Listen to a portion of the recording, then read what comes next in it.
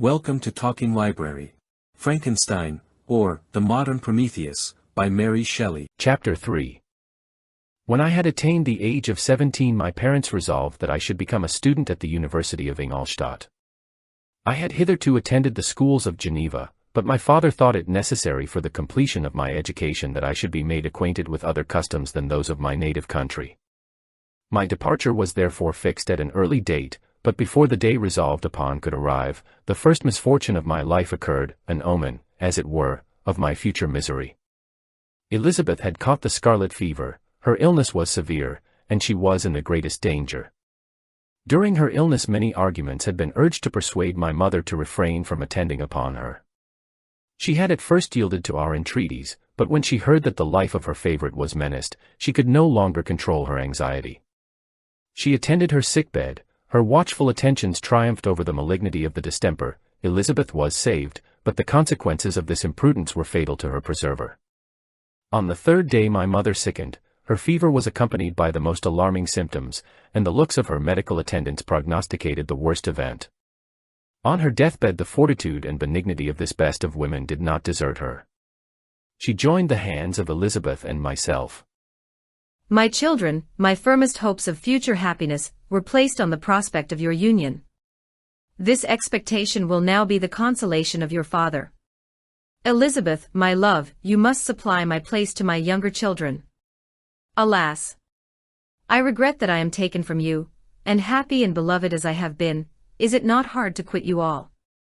But these are not thoughts befitting me. I will endeavor to resign myself cheerfully to death, and will indulge a hope of meeting you in another world. She died calmly, and her countenance expressed affection even in death. I need not describe the feelings of those whose dearest ties are rent by that most irreparable evil, the void that presents itself to the soul, and the despair that is exhibited on the countenance. It is so long before the mind can persuade itself that she whom we saw every day and whose very existence appeared a part of our own can have departed forever, that the brightness of a beloved eye can have been extinguished and the sound of a voice so familiar and dear to the ear can be hushed, never more to be heard. These are the reflections of the first days, but when the lapse of time proves the reality of the evil, then the actual bitterness of grief commences. Yet from whom has not that rude hand rent away some dear connection? And why should I describe a sorrow which all have felt, and must feel? The time at length arrives when grief is rather an indulgence than a necessity, and the smile that plays upon the lips, although it may be deemed a sacrilege, is not banished. My mother was dead, but we had still duties which we ought to perform. We must continue our course with the rest and learn to think ourselves fortunate whilst one remains whom the spoiler has not seized. My departure for Ingolstadt, which had been deferred by these events, was now again determined upon. I obtained from my father a respite of some weeks. It appeared to me sacrilege so soon to leave the repose, akin to death, of the house of mourning and to rush into the thick of life. I was new to sorrow, but it did not the less alarm me. I was unwilling to quit the sight of those that remained to me, and above all, I desired to see my sweet Elizabeth in some degree consoled. She indeed veiled her grief and strove to act the comforter to us all. She looked steadily on life and assumed its duties with courage and zeal. She devoted herself to those whom she had been taught to call her uncle and cousins. Never was she so enchanting as at this time, when she recalled the sunshine of her smiles and spent them upon us. She forgot even her own regret in her endeavors to make us forget. The day of my departure at length arrived. Clovel spent the last evening with us. He had endeavored to persuade his father to permit him to accompany me and to become my fellow student, but in vain. His father was a narrow-minded trader and saw idleness and ruin in the aspirations and ambition of his son. Henry deeply felt the misfortune of being debarred from a liberal education. He said little, but when he spoke I read in his kindling eye and in his animated glance a restrained but firm resolve not to be chained to the miserable details of commerce. We sat late.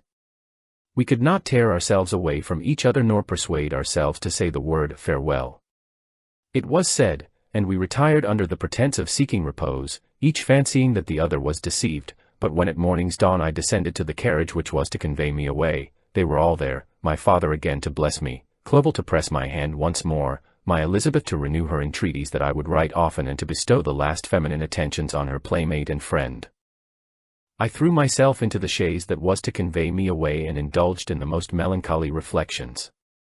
I, who had ever been surrounded by amiable companions, continually engaged in endeavoring to bestow mutual pleasure, I was now alone. In the university whither I was going I must form my own friends and be my own protector. My life had hitherto been remarkably secluded and domestic, and this had given me invincible repugnance to new countenances. I loved my brothers, Elizabeth and Clovel. These were old familiar faces, but I believed myself totally unfitted for the company of strangers. Such were my reflections as I commenced my journey, but as I proceeded, my spirits and hopes rose. I ardently desired the acquisition of knowledge. I had often, when at home, thought it hard to remain during my youth cooped up in one place and had longed to enter the world and take my station among other human beings. Now my desires were complied with, and it would, indeed, have been folly to repent. I had sufficient leisure for these and many other reflections during my journey to Ingolstadt, which was long and fatiguing. At length the high white steeple of the town met my eyes. I alighted and was conducted to my solitary apartment to spend the evening as I pleased. The next morning I delivered my letters of introduction and paid a visit to some of the principal professors. Chance, or rather the evil influence, the angel of destruction, which asserted omnipotent sway over me from the moment I turned my reluctant steps from my father's door, led me first to Krempe, professor of natural philosophy. He was an uncouth man, but deeply imbued in the secrets of his science. He asked me several questions concerning my progress in the different branches of science appertaining to natural philosophy. I replied carelessly, and partly in contempt, mentioned the names of my alchemists as the principal authors I had studied. The professor stared. "Have you really spent your time in studying such nonsense?" I replied in the affirmative. "Every minute, every instant that you have wasted on those books is utterly and entirely lost. You have burdened your memory with exploded systems and useless names. Good God! In what desert land have you lived, where no one was kind enough to inform you that these fancies which you have so greedily imbibed are 1,000 years old and as musty as they are ancient? I little expected in this enlightened and scientific age to find a disciple of Albertus Magnus and Paracelsus. My dear sir, you must begin your studies entirely anew." So saying, he stepped aside and wrote down a list of several books treating of natural philosophy which he desired me to procure, and dismissed me after mentioning that in the beginning of the following week he intended to commence a course of lectures upon natural philosophy in its general relations, and that Waldman, a fellow professor, would lecture upon chemistry the alternate days that he omitted. I returned home not disappointed, for I have said that I had long considered those authors useless whom the professor reprobated, but I returned not at all the more inclined to recur to these studies in any shape. Krempe was a little squat man with a gruff voice and a repulsive countenance. The teacher, therefore, did not prepossess me in favor of his pursuits. In rather a too philosophical and connected a strain, perhaps, I have given an account of the conclusions I had come to concerning them in my early years.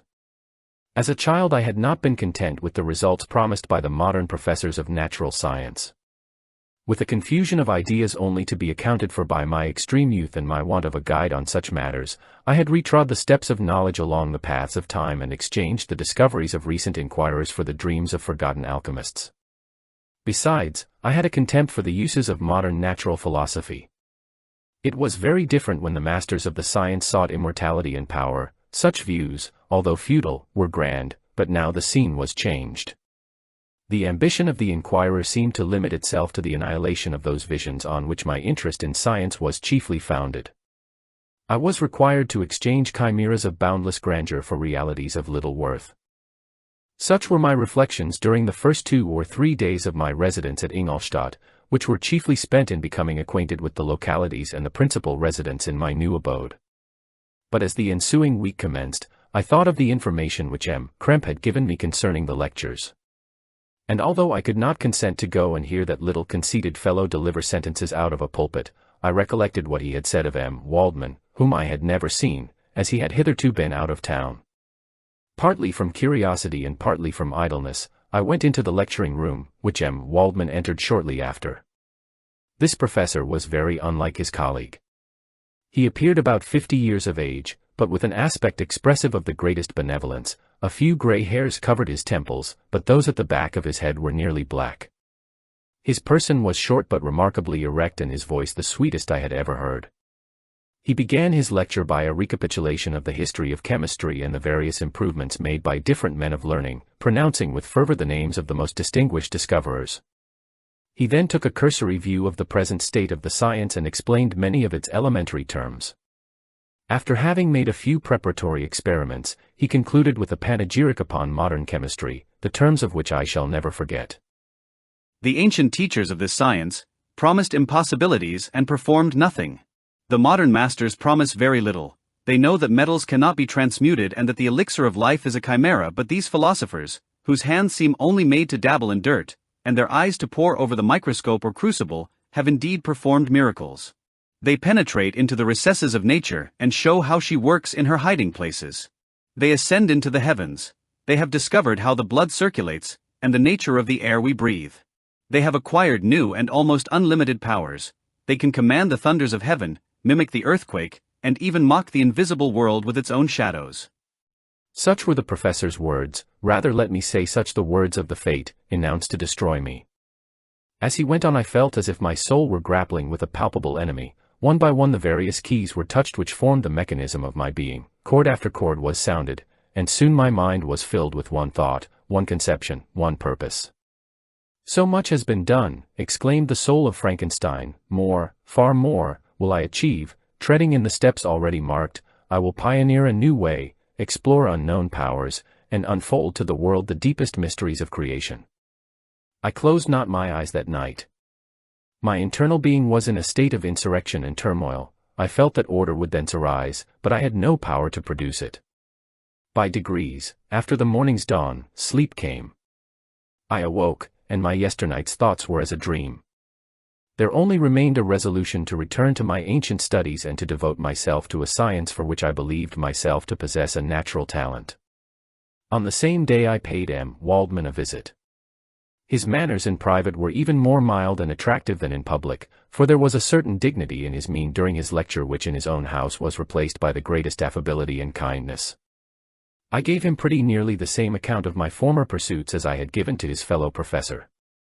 He heard with attention the little narration concerning my studies and smiled at the names of Cornelius Agrippa and Paracelsus, but without the contempt that M. Krempe had exhibited. He said that these were men to whose indefatigable zeal modern philosophers were indebted for most of the foundations of their knowledge. They had left to us as an easier task, to give new names and arrange in connected classifications the facts which they in a great degree had been the instruments of bringing to light. The labors of men of genius, however erroneously directed, scarcely ever fail in ultimately turning to the solid advantage of mankind.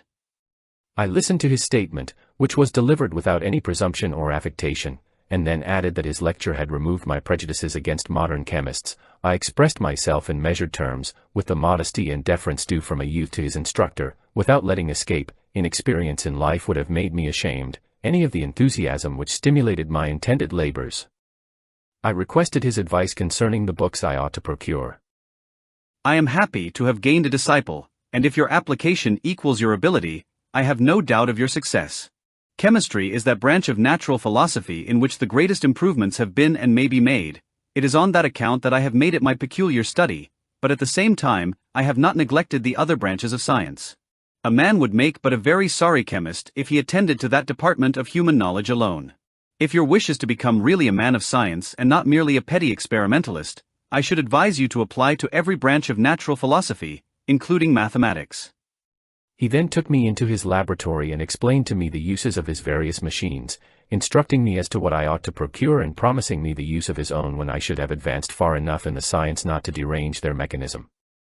He also gave me the list of books which I had requested, and I took my leave. Thus ended a day memorable to me. It decided my future destiny. You've reached the end of this chapter. Thank you for watching. And if you liked the video, like, share, and subscribe. You can join me again in the next part. Good day.